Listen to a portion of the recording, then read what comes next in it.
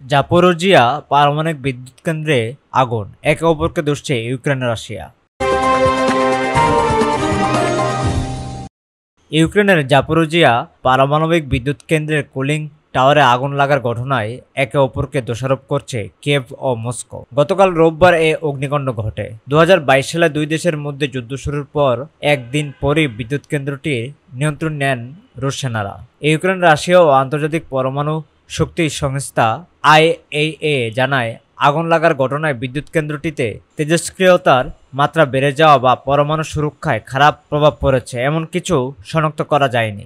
বিদ্যুৎ কেন্দ্রটিতে মস্কোর নিয়োজিত কর্মকর্তা ভ্লাদিমির রোগভ বলেন, বার্তা পাঠানোর অ্যাপ টেলিগ্রামে আজ সোমবার দেওয়া একটি পোস্টে দেখা গেছে কুলিং টাওয়ারে আগুন পুরোপুরি নিয়ন্ত্রণে এসেছে।